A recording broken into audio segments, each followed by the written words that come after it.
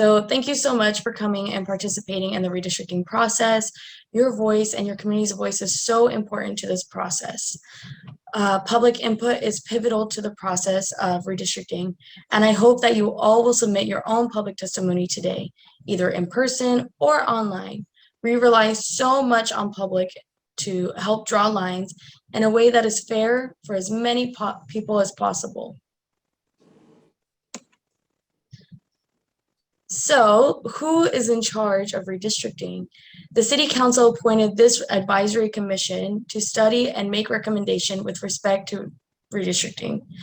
There is one commissioner per district, and a majority of them are here with us today, listening to you, and so they can go back to the City Council with recommendations. Each district will host at least one outreach hearing. This is District 3's hearing, as we mentioned, but you can still be with us anywhere in the city and join us to provide testimony. So in today's agenda, we will cover so many things: redistricting basics, redistricting commission, traditional redistricting principles, communities of interest, a map tool demonstration. You will have a chance to give public testimony yourself, and we will go over a schedule for future meetings. So what is redistricting? Redistricting is the process of adjusting district lines every 10 years after the US Census data. Well-known examples are congressional and state legislative districts, but local governments must also do redistricting. The City of San Jose must go through this process as it did in 2011 to ensure the city council districts are rebalanced after the decennial census. Beyond creating districts of equal population, redistricting also serves to empower local communities and preserve voting rights. Redistricting on the county level affects your community, and it's so important that community members are involved in this process so they have an input on how their neighborhoods are drawn. Redistricting ensures districts are balanced in regards to population, but it also serves to empower communities and preserve voting rights.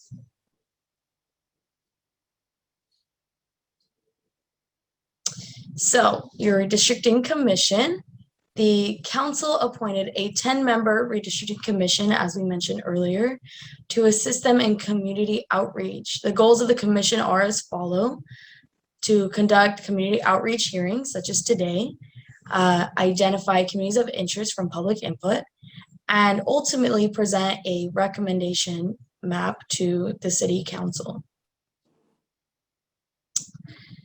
So the commission will have rules to follow when drafting maps. This list is in order of importance, and they have to follow these traditional redistricting principles, which are there to prevent gerrymanders.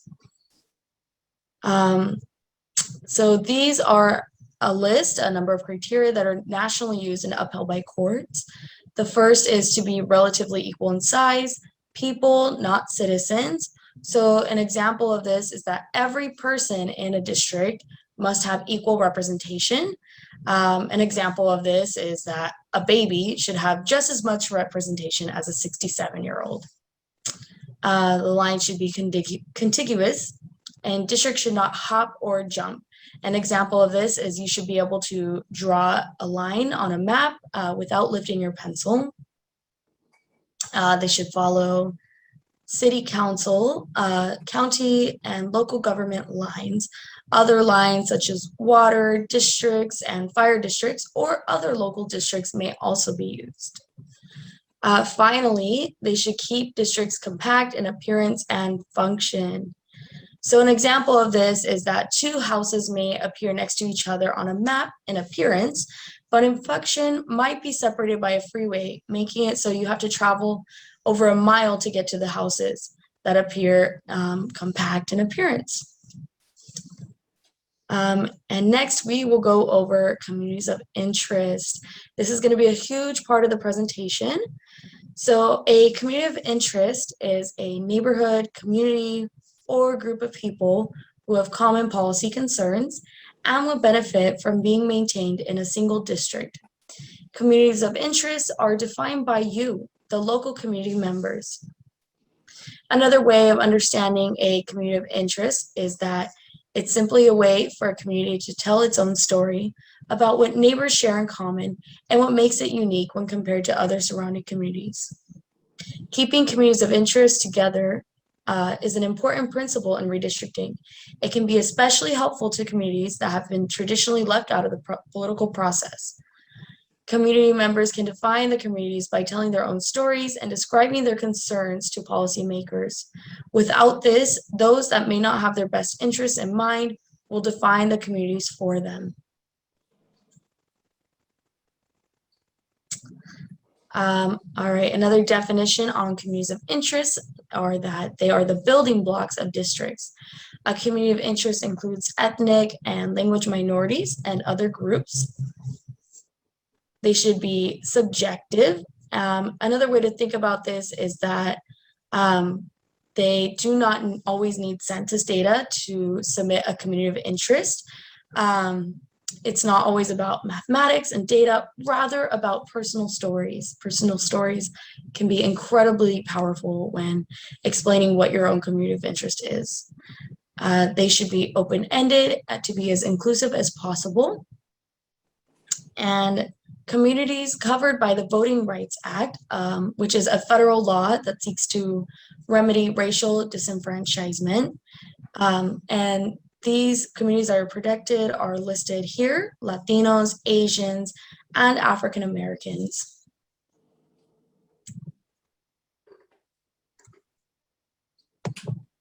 And while communities of interest may include race, it cannot be the predominant factor in drawing district boundaries.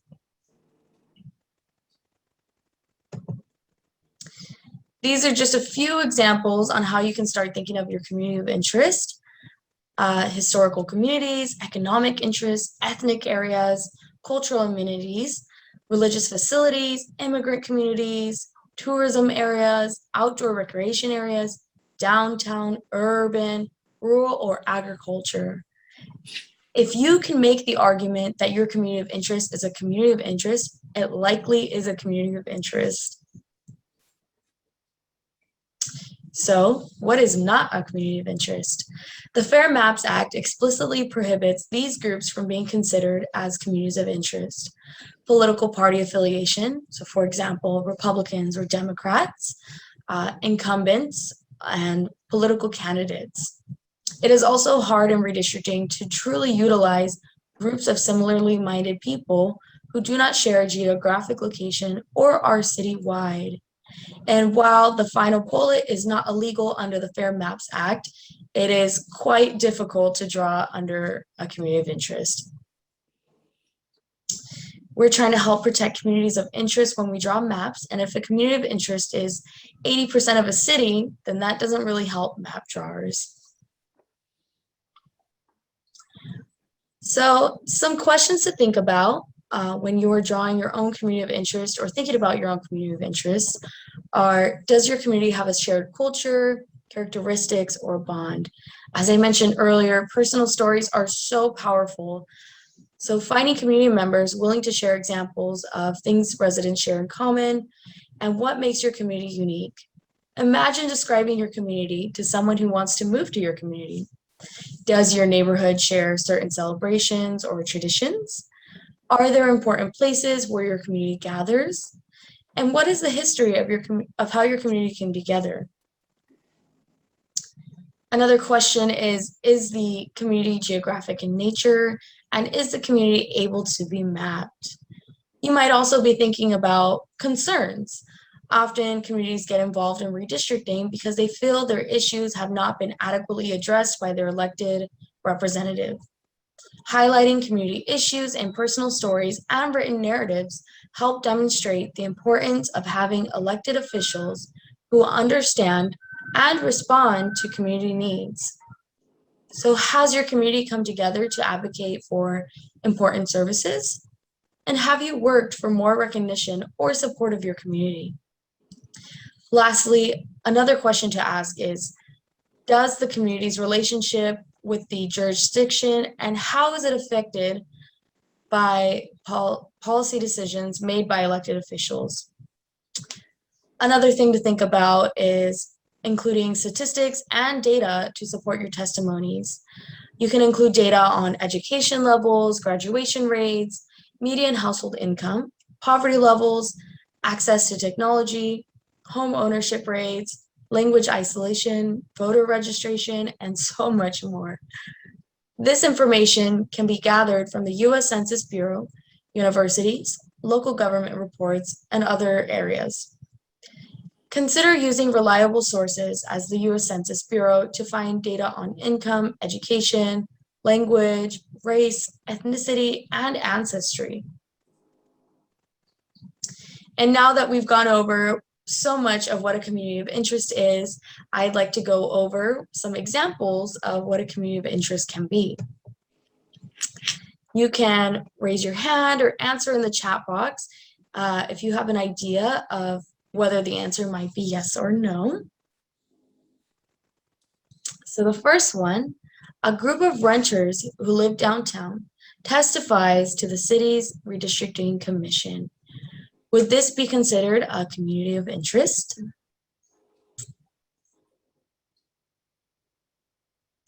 And the answer is yes. This group of residents can easily be mapped in a distinct area, and they share a common policy interest, which can be addressed through legislation or public services.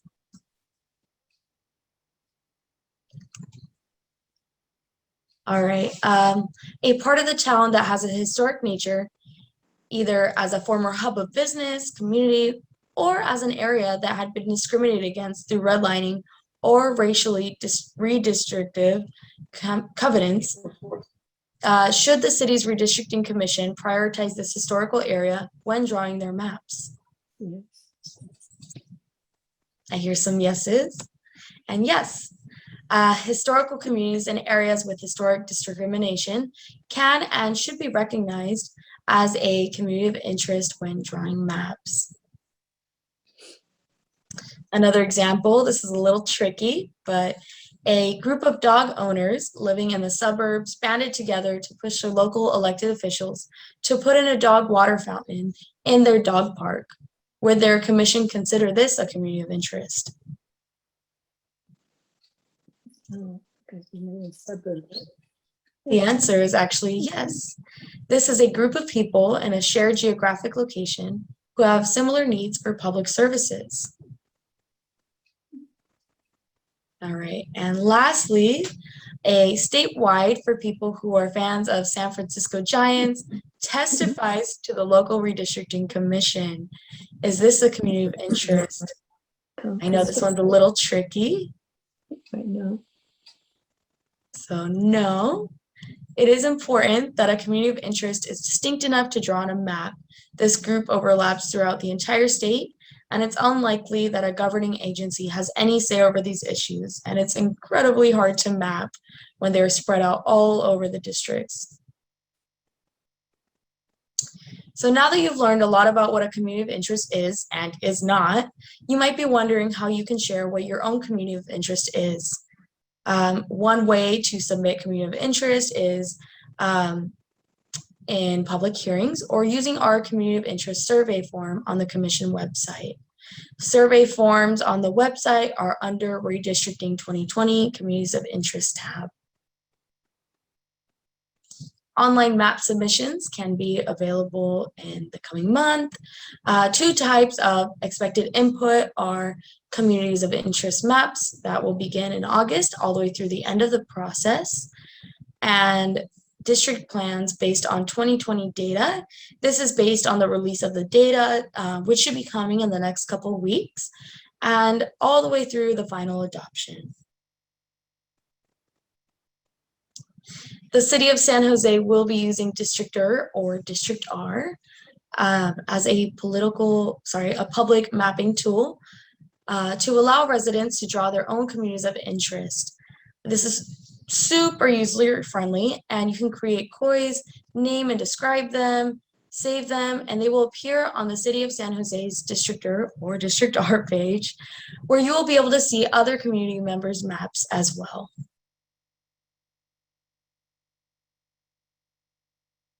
There will also be laminated paper maps for the public to use to draw their own communities of interest. These paper maps will be converted to GIS files, so you will be able to view these maps on DistrictR as well. And no matter how you decide to submit your COI, all work received is preserved by the city. So this is a closer look at the paper map that you can fill out or print out online.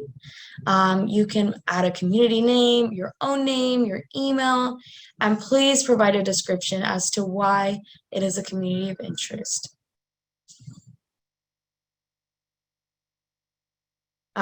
Here are some upcoming outreach meetings. And now that you know how to draw and submit your own COI, there are still several ways to get involved. There are various upcoming meetings that are specific to every district. This is, I believe, the 7th one out of 10 that will be hosted.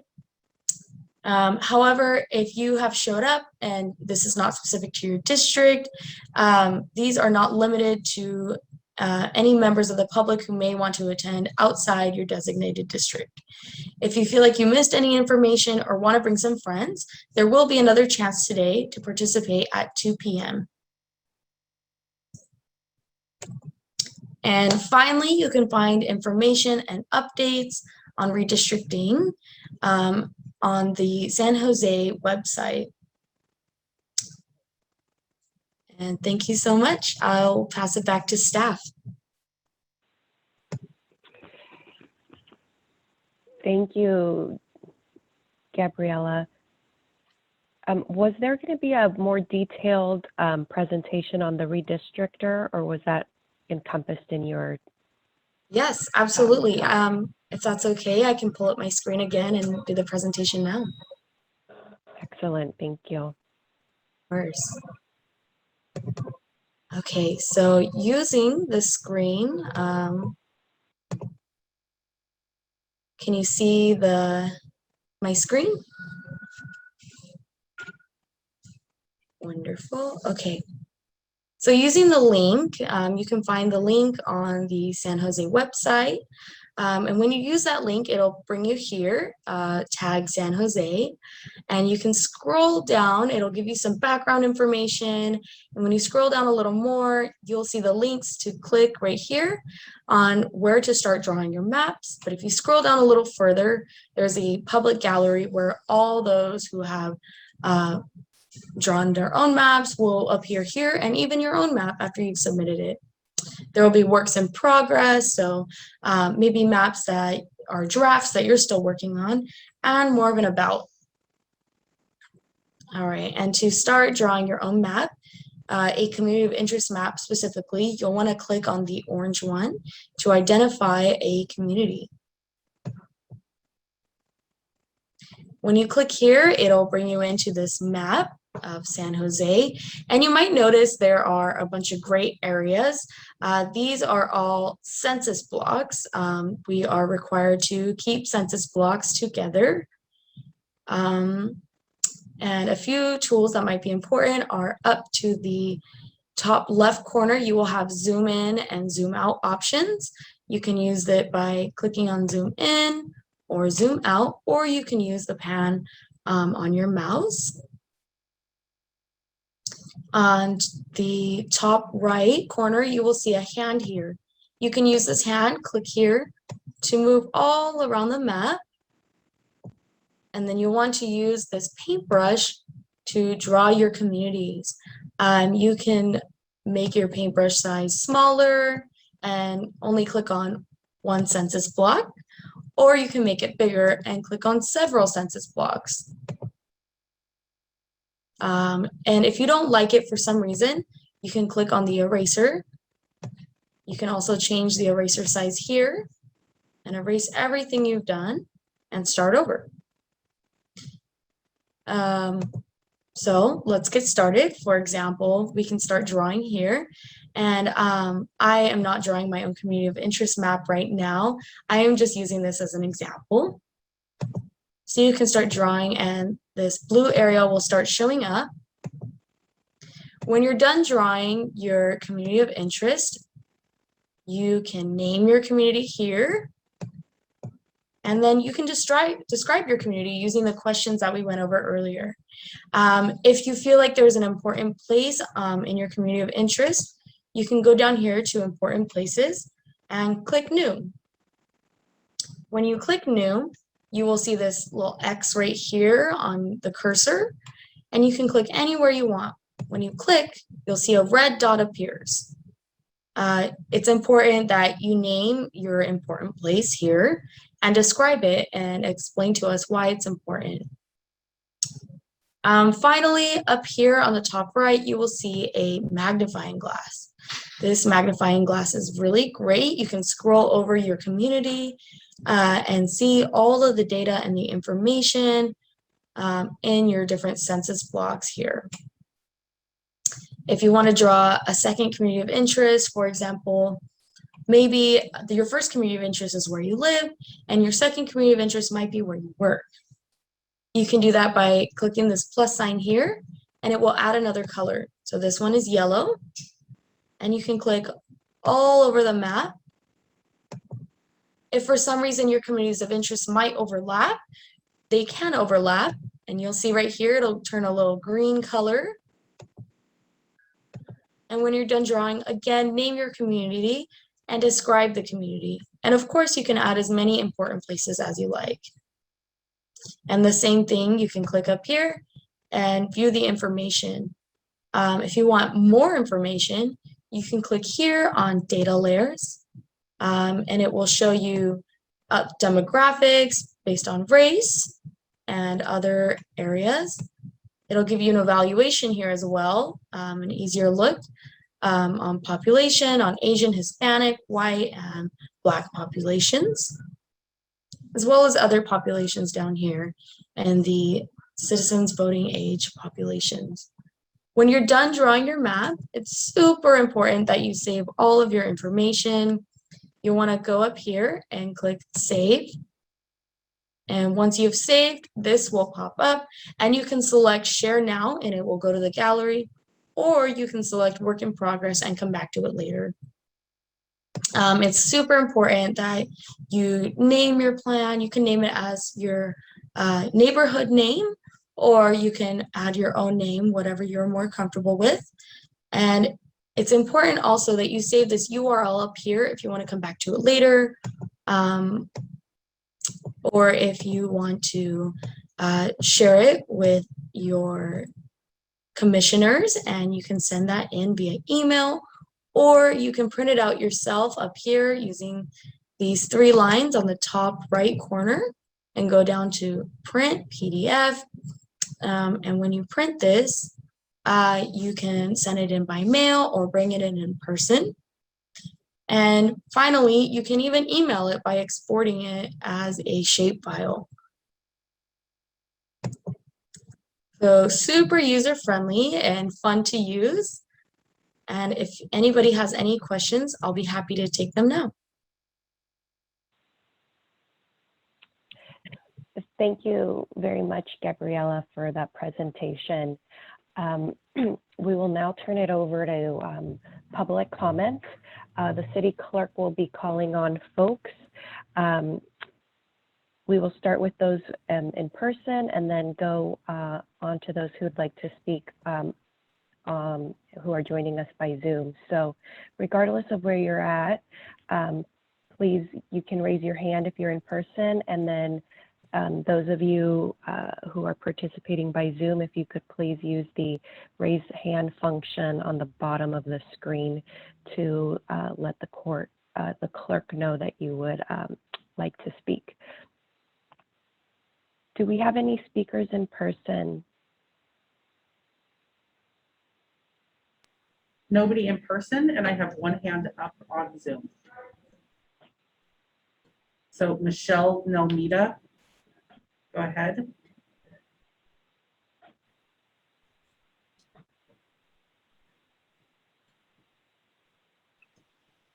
Good afternoon, members of the Redistricting Commission. My name is Michelle Nelmita, and I am representing Lead Filipino, a local nonprofit organization based in San Jose. We are focused on advancing civic participation and civil rights within the Filipino American and broader communities. Our community lives within San Jose City Council Districts 3, 4, 5, and 8, connected together by small businesses, parks, community organizations, churches, and schools. We ask that you keep our community together when lines are redrawn. 50 years ago, Japantown used to have a large Filipino American population. It was large enough to establish a Pinoy town in the area with Philam-owned businesses such as grocery stores and community spaces like the Filipino Community Center that is still on North 6th Street. This community center is the only Philam community space left from that time. However, our community has started Pinoy town tours to revive and sustain the historical knowledge of the area. There are Filipino American youth, ranging from middle school to high school students, who gather as the Filipino Youth Coalition at the North Side Community Center on North 6th Street. It is also a center for seniors and veterans of our community. The Cathedral Basilica of St. Joseph Church on South Market Street is an important church for the Catholic members of our community. We also have a demographic of Philam students attending San Jose State University from various parts of San Jose, such as Berryessa, Milpitas, and Eastside San Jose. We also have a large number of community members living along 4th Street. The communities in which Filipino Americans live in have shared interests in transportation, public health, and safety, and housing.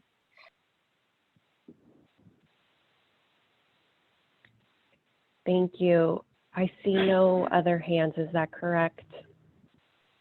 Yes, that's correct. Okay, thank you. Then we'll move on to the next item,